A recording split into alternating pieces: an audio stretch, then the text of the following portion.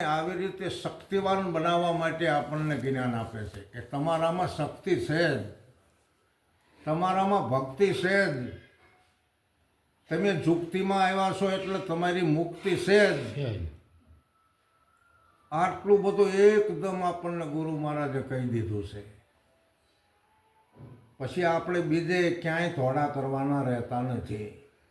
હા, જે આ મહા ઉપદેશ કહેવાય, મહામંત્ર કહેવાય, જે સદગુરુ મહારાજનો મહામંત્ર, જેને વચન કહેવાય, આ વચનમાં સમજાઈને મહાસુખ ન થાય. વચનમાં સમજવાનું છે એને મહાસુખની પ્રાપ્તિ થાય. ઘણા અધિકારી હોય ને તો બ્રહ્મના શબ્દોને બોલી શકતા હોય, પરંતુ બ્રહ્મને નક્કી ન કરી શકતા હોય બ્રહ્મ એવું શું છે. હા, આ બ્રહ્મ ભર્યો ભરપૂર, ભેદ ન પાયો, માયા મદની લાળમાં ભરમાયો, તારી કાયામાં કીર્તાર.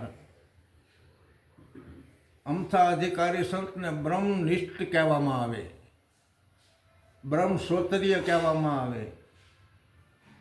તો બ્રહ્મ એવું શું છે? વચનની વાતો છે. વચનમાં સમજે તો બ્રહ્મ સમજાય, વચનમાં સમજે તો આત્મા સમજાય, વચનમાં સમજે તો સદગુરુ સમજાય. અરે હા, વચનમાં સમજે એને મહાસુખ બ્રહ્મનું સુખ થાય, માયાના સુખની વાત નથી. વચનમાં સમજે એને મહાસુખ ઉપજે. અને ગત ગંગાજી કહેવાય. આખા ગતની અંદર, પીરુની સભાની અંદર એને ઓળખતા હોય બધા. પધારો જય ગુરુ મહારાજ, જય ગુરુ મહારાજ થતું હોય. અને પીરુની સભામાં એના પોંખણા થતા હોય. ગત ગંગાજી કહેવાય. એક મના થઈને અલખને આરાધ્ય. આપણને સાધન મળ્યું છે, ભલે સદગુરુ મહારાજે આપણને આપણું મૂળ સ્વરૂપ બતાવ્યું છે, પણ આ સાધન થકી આપણે અલખનો આરાધ કરવો પડશે. કારણ કે સદગુરુના ચરણે જાય એટલે આપણે અભ્યાગત બન્યા છે, અને અભ્યાગતનો અવાજ અલખ ધણીને સાંભળવો પડે છે. તો એકમના થઈને કોઈ અલખને આરાધે તો કે હરિ પધારે એને દ્વાર. આમ જો ગ્રસ્તાશ્રમ ઘર બાંધીને બેઠા હોય ને, એના ઘરે હરિને આયા વિના છૂટકો નથી. પણ હરિ આવે એટલે હરિને ઓળખવાના છે.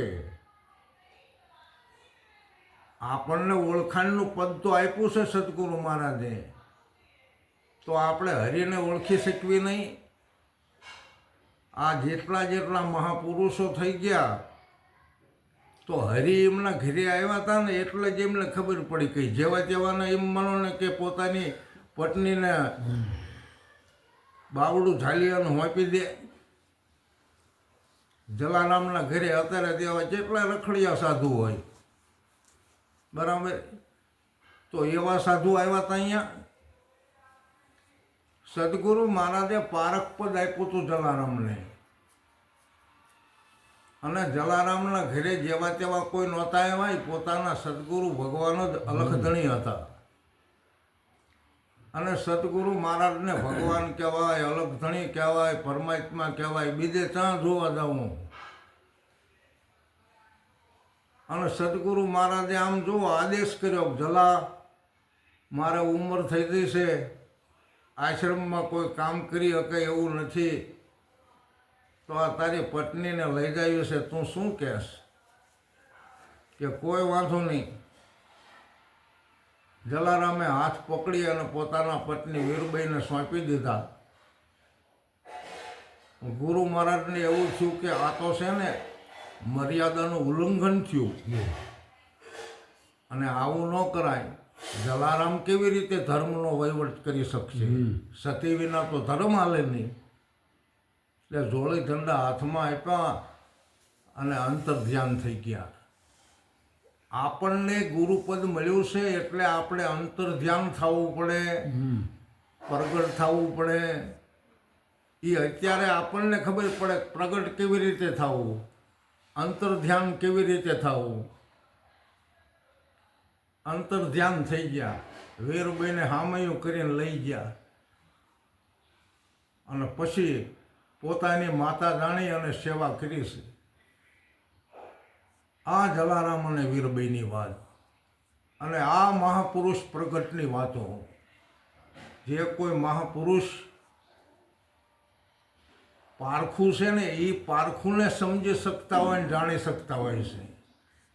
હરિશ્ચંદ્ર પાસે કે જેવો તેવો બાવો આવ્યો હોય કે આમાંથી નીકળી જાય ગરબાનો, આ રાજ તારું નથી, જેવા તેવા કોઈ કંઈ ન હકે ને. તો ગુરુ મહારાજ હતા કે તે આ વચનમાં આપી દીધું છે રાજપાટ. અને આ બામણની દીકરીને કરિયાવરમાં 4 હોનામોરનું ત્યાં વચન આપ્યું છે, આપી દે, આમાંથી આપતો નહીં, આ ક્યાં તારું હતું. આ વચન જ્યારે સમજાય ત્યારે પોતાના દેહને વેચી દે અને પછી દીકરીને આપેલું વચન પૂરું કરે. એ હરિશ્ચંદ્ર. ચાહે સગાળસાનો મુદ્દો લ્યો તો અહીંયા જેવા તેવા બાવલી આવ્યા હોય, દીકરાનું માંસ માગે એવા બાવાનું કામ છે. પણ આ તો પારખું હતા અને આવ્યા છે અલખધણી, અને એમના માટે ગમે તે હોય તો કુરબાની કરી દેવાની છે. આમ જુઓ, અલખધણીને મૂંઝાવવું પડ્યું, હવે શું કરવું. કાળજું કઠણ રાખીને આવ્યા હતા અલખધણી હોત. હમણાં કે ચંગાવતી કદાચ પોતાના પેટમાં તલવાર મારી દેશે તો આમાં શું થશે. અલખધણીએ આમ ઝાલી રાખી, સમજ્યા હાથ, રહેવા દે ચંગાવતી, રહેવા દે, રહેવા દે. અરે પણ કે પેટમાં પોઢેલું બાળક તમને ચેરીને બતાવવું, અમે ક્યાં વાંચ્યા હતા. આવો ઇતિહાસ પડ્યો છે. અત્યારે આ સમય છે અને સમયને આપણે પારખવી છે. સમયના આપણે પારખવું છે અને એ સમયને ઓળખી અને આપણને આગમ પણ સૂઝે છે કે આગળ આવો સમય આવશે. ખરાબની વાત નથી, સારો સમય આવશે અને પહેલાં કરતાં સારો સમય છે અત્યારે, અને હજુ સારો સમય આવશે. એમાં આપણને સદગુરુ મળ્યા છે એટલે આપણા માટે સમય કોઈ આકરો નથી, આપણા માટે સારો છે. સદગુરુ મળ્યા અને સદગુરુના ચરણે જાય એનું બધું અવિરત ભરી જાય, સમજાય તો. બાકી ન રહે કંઈ ખામી. પહેલાં આપણે શું હતા એનો વિચાર કરવી, અત્યારે શું છે એ વિચાર કરવી, એટલે આપણને એવું થાય કે મારી પાસે તો ઘણું છે. હા, જેનું મન વધે એનું બધું વધી જાય. પછી મન સદગુરુને સોંપી દીધું હોય પછી તો મન ભજન જ કરતું હોય. અને ભજનમાં જેનું મન વધે એનું ધન વધે, એનું ધાન વધે, એનું માન વધે, બધું વધી જાય. પણ જેનું મન ઘટે, બરાબર, મન કોઈ દી ભજન ન કરે અને જેનું મન ભજનમાંથી ઘટી જાય એનું બધું ઘટી જાય. મન ઘટે એનું ધન ઘટે, ધન ઘટે ને પછી એનું માન ઘટે ને માન ઘટે ને એમ બધું ઘટત ઘટી જાય. એટલે કંગાલ જેવી દશા થઈ જાય.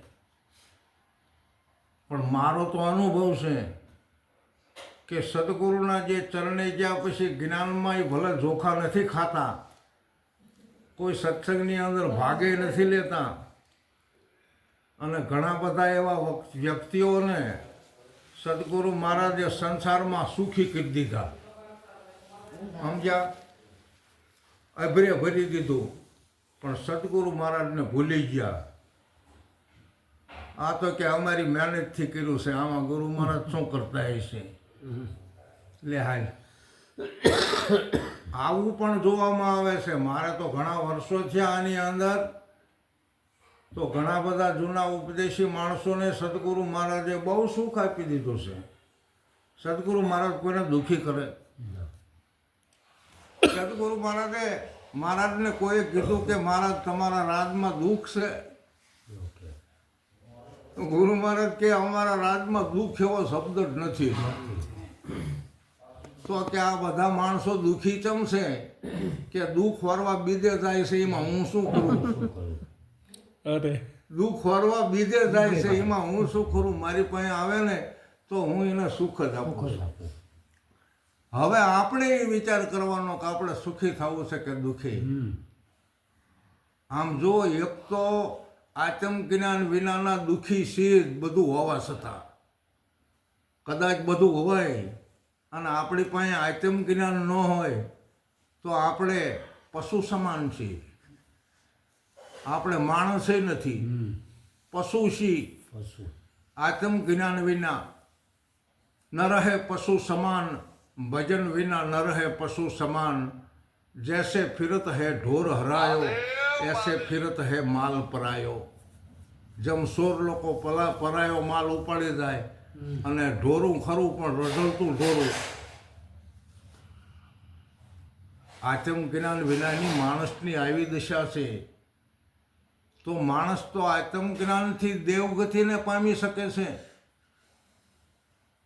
માણસ કોઈ દિવસ પશુ પંખી યોનિની અંદર જતો નથી. એ તો દેવગતિને પામી શકે છે. માણસ પદ મળ્યું પછી તો એને દેવ બનવાનું હોય ને. અને જીવતા જ આપણે આ જ્ઞાનની પ્રાપ્તિ કરી મુક્ત પદ પામવાનું. આ શરીર પડી જાય પછી આપણે મુક્તિ મળે એવું નથી. મુક્તિ પદ તો અત્યારે જ આપણે પ્રાપ્ત કરવાનું છે. સમજ્યા અહીંયાથી હવાર, જાગ્યા અહીંયાથી હવાર, આવી વાત છે. જો આપણે જાગી જઈએ અને આપણા માટે હવાર પડેલું જ છે, કોઈ દિવસ રાત આવવાની જ નથી. બસ જાગો લોકો તમે મત સુવો મત કરો નિંદ્રા સે પ્યાર, એસો સપનો હે રહેન કો. રાત પડી ગઈ હોય તો સપનું આવવાનું છે. એમ અજ્ઞાન રૂપી રાત પડી ગઈ હોય તો સપનાની માફક ગોથા ખાવાના છે. અને સપનું ઉડી જાય ત્યારે કંઈ હોતું નથી. તો આ સપનું છે, ઉડી જાય એટલે કંઈ છે નહીં. બરાબર, કંઈ છે નહીં. સપનું આ છે અને આ સપનું ઉડી જાય એટલે કંઈ નથી. કોઈ કે હું આમ છું હું આમ છું, કંઈ સો જ નહીં. અને અત્યારે આપણે એ સ્થિતિની અંદર આવી જઈએ નિરાજ મહારાજ કે હું કંઈ નથી. બરાબર, મારે તો નામે નથી, રૂપે નથી, ગુણે નથી. છે નથી. हमसे ब्रह्म ब्रह्म से माया माया सकल संसारा. इथ बिद हम है सब में बीज वृक्ष विस्तारा. हम है जोगी अलख अनादि पार ब्रह्म से पारा. नाम रूप गुण नहीं हमारे कबहू न धरू अवतारा. એટલે એ સ્ટેજ સદગુરુ મહારાજ આપી દે. જેટલી બધી વાત છે એ સ્ટેજ આપણને મળ્યા પછી આપણને આ શરીર મળ્યું છે એટલે આપણે સેવામાં રહેવાનું છે. શરીર જુવાન જેવું હોય ને તો એને સેવામાં રહેવાનું છે. કે ગુરુની સેવા, ગુરુની પૂજા, ગુરુના દર્શન, ગુરુનું વચન આ કીધું આપણે. બાકી બીજું વચન કોણ આપે આપણને? આપણને ઉપદેશ બીજું કોણ આપે ગુરુ સિવાય? સત્યનો રસ્તો આપણને ગુરુ મહારાજ જ બતાવે ને કે આ સત્યના રસ્તે હાલો, આય દુઃખ નહીં આવે. આહા, હરિજન સા સતેરે હાલો તો તમને સાયબો રે મળશે. અસતમાં નથી રે એ આપણું કોઈ ભેરું રે.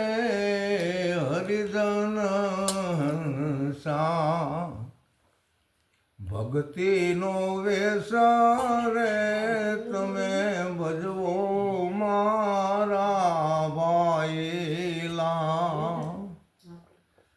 તો તમે ચોખ્ખું કુંદન કહેવાશો રે.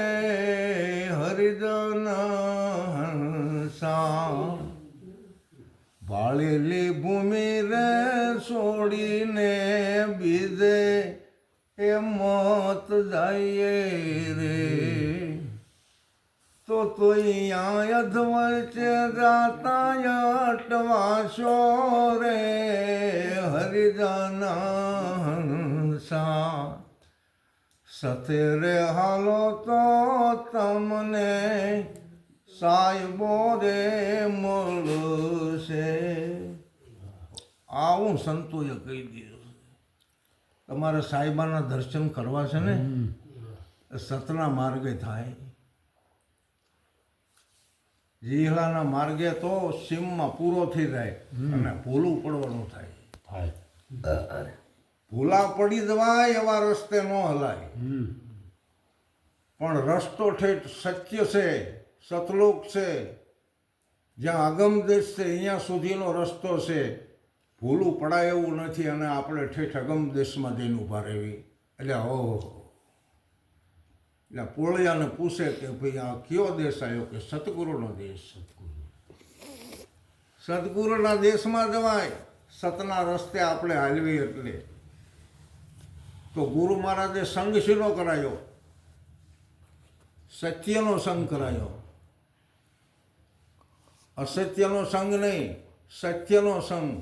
જે સત્ય કાયમ છે, કાયમ રિયેલું છે, કાયમ રહેશે, કોઈ દી એનો નાશ નથી થતો, એનું નામ સત્ય કહેવાય.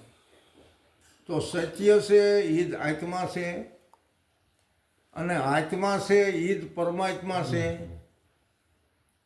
અને એ જ પરમાત્મા સદગુરુ મહારાજના હૃદયની અંદર આવી અને ઉત્તર મુખમાંથી આવીને આપણને જ્ઞાન આપી દીધું છે. સેશેટો તો નહીં, એકદમ છે ને નજીક, પણ આપણે એક શબ્દની ધારામાં અનંત વિચારોમાં અનુભૂતિમાં જવાનું છે. બોલો સદગુરુ મહારાજ કી જય.